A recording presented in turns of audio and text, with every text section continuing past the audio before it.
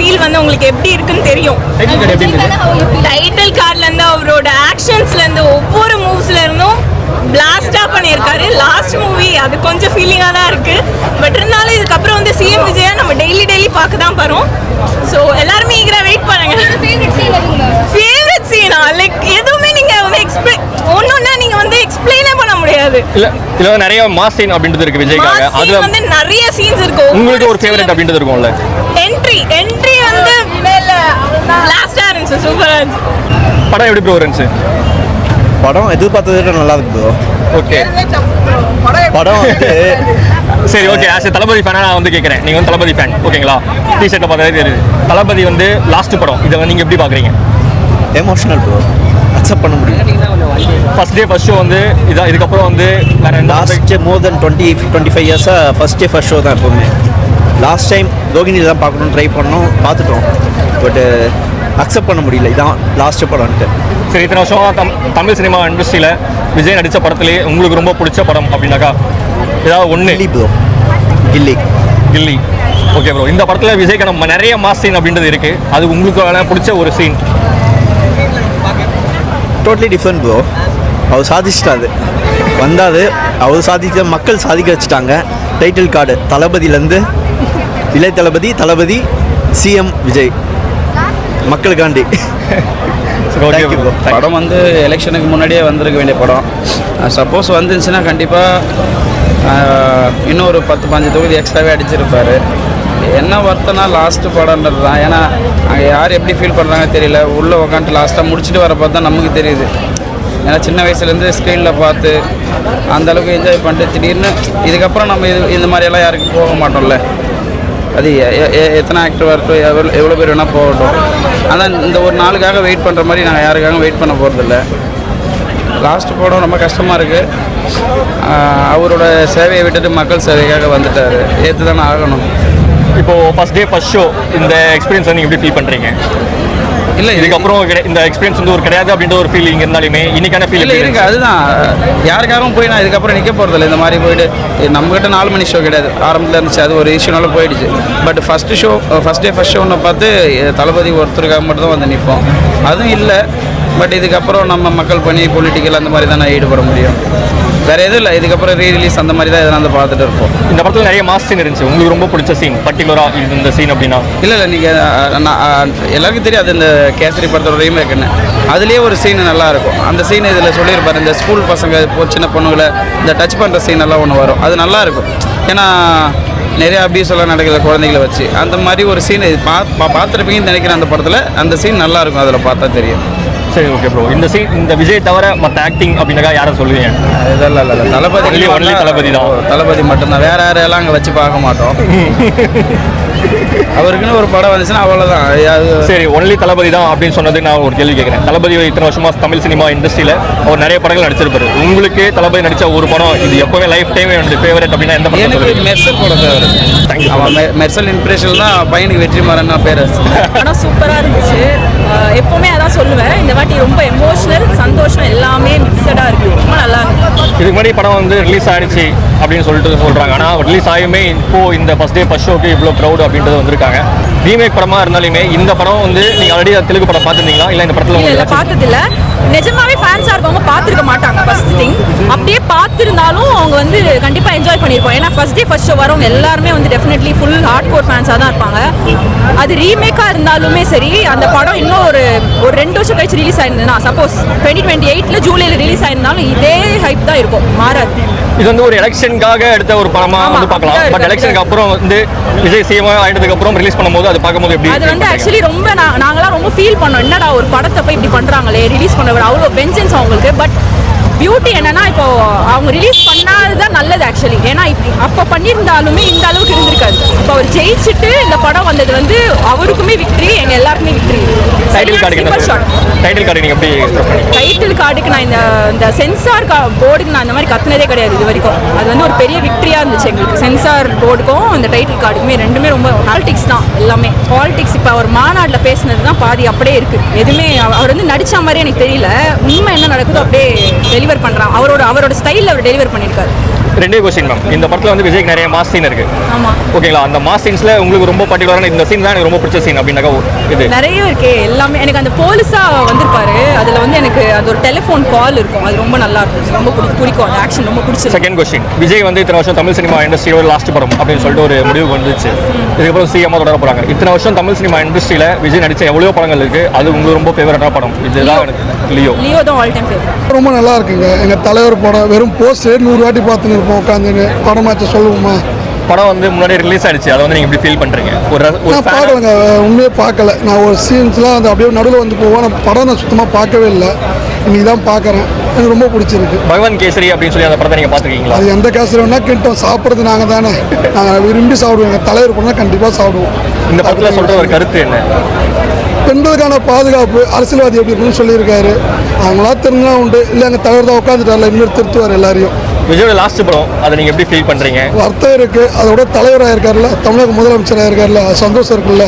இது பரவாயில்ல, இதோட அது பெரிய லெவலில் இருக்கார்ல, இப்போ அது ரொம்ப பிடிச்சிருக்கு. விஜய் வந்து இத்தனை ஆண்டுகளாக வந்து தமிழ் சினிமாவில் வந்து இருந்திருக்காரு. அவர் நடித்த படத்திலே உங்களுக்கு நீங்கள் ஒரு ஃபேன் பாயாக வந்து உங்களுக்கு ரொம்ப பிடிச்ச இது இந்த படம் தான் தலைவர்லேயே பிடிச்ச படம்? கில்லிங்க, கில்லி. எனக்கு கில்லினா அது நான் எத்தனை வாட்டி பார்த்துன்னு எனக்கே கணக்கு தெரியாது.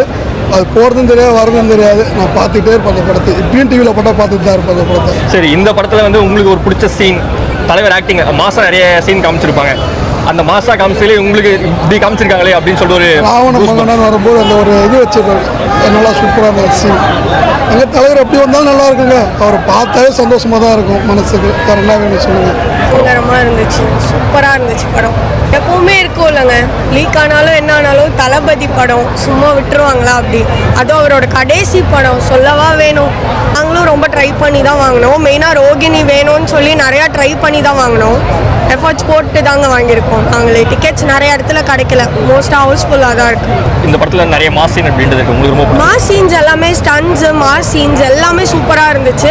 பட் ஆனால் படத்தில் மெயினாக சொல்ல வர்றது பொலிட்டிக்கல் டச் இருந்தாலும் உமன் எம்பவர்மெண்ட் தான் ஜாஸ்தி சொல்லியிருக்காங்க. Every woman should be bold அப்படின்றது தான் படத்தோட ஒன்லைன் மோட்டோ. அதை அவங்க ஜஸ்டிஃபை பண்ணியிருக்காங்க. நீங்கள் வந்து ஒரு விஜய் ஃபேனாக நான் உங்கள்கிட்ட ஒரு கொஸ்டின் கேட்குறேன்.